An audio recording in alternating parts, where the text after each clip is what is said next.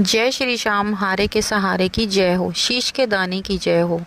दोस्तों, आशा करती हूँ श्याम बाबा के आशीर्वाद से, श्याम बाबा की कृपा से आप और आपका परिवार कुशल मंगल होगा और श्याम बाबा की कृपा हमेशा अपने भक्तों पर ऐसे ही बनी रहे। दोस्तों, जो भी लोग नए हमारे वीडियोस से जुड़ रहे हैं, हमारे चैनल की वीडियोस को देख रहे हैं, सबसे पहले वो हमारे चैनल को सब्सक्राइब कर बेल आइकन को ज़रूर प्रेस कर ले, क्योंकि हम लेकर आते हैं अपने चैनल पर श्याम बाबा से जुड़ी जानकारियाँ, श्याम बाबा के सत्य चमत्कार और बाबा श्याम की सत्य घटनाएं, जो हम आप सभी लोगों के साथ शेयर करते हैं। और आप भी हमारी वीडियोस को आगे ज़्यादा से ज़्यादा शेयर कीजिए, ताकि और भी लोग श्याम बाबा से जुड़ सकें, उनकी कृपा को पा सकें।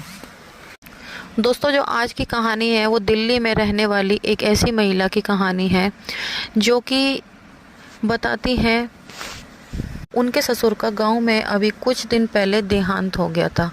उनका नाम विमला है। दोस्तों, विमला जी बताती हैं कि उनके जो ससुर हैं उनका गांव में देहांत हो गया था, तो वो गांव में गए हुए थे। वो दो देवरानी जिठानी हैं, दोनों ही अलग अलग रहती हैं। एक दिल्ली में रहती है और एक गाज़ियाबाद में रहती है। दिल्ली में ही जो गाज़ियाबाद है, एक वहाँ पर रहती है, एक खास दिल्ली में रहती है। तो ये जो विमला जी हैं, ये सबसे छोटी हैं। अब ये दोनों ही भाई और दोनों देवरानी जिठानी गाँव गए हुए थे। अपने ससुर की इन्होंने 13वीं वगैरह की, और 13वीं वगैरह करने के 1-2 दिन बाद वहाँ पर एक आदमी आता है, जो कहता है कि तुम्हारे पिताजी ने मुझसे करीब 5 लाख का कर्ज लिया है, मुझे मेरे पैसे चाहिए। तो जब भी वो कहते हैं कि 5 लाख का कर्ज, हमें तो पता नहीं। उन्होंने फिर अपनी माँ से पूछा कि माँ, तुम्हें पता है कि पिताजी ने कौन सा कर्ज लिया था?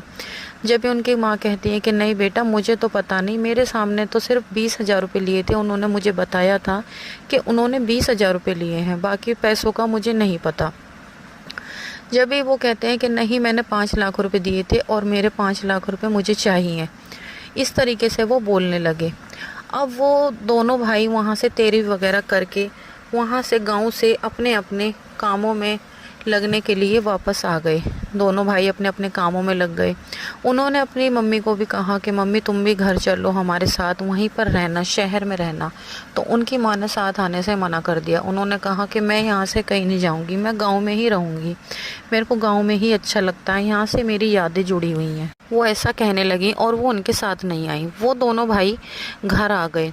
वो वापस फिर से 6 से 7 महीने बाद फिर जाते हैं और फिर अपनी माँ को बोलते हैं कि माँ, तुम चलो। उनकी माँ ने आने से साफ मना कर दिया। उनकी माँ ने कहा, बेटा मैं नहीं जाऊँगी। फिर वो वहाँ 1-2 दिन रुक के वापस आ गए। तभी उनकी माँ का कुछ दिन बाद फ़ोन आता है कि बेटा, वो आदमी फिर से आया था, उसने कहा था अब तो 7 महीने हो चुके हैं,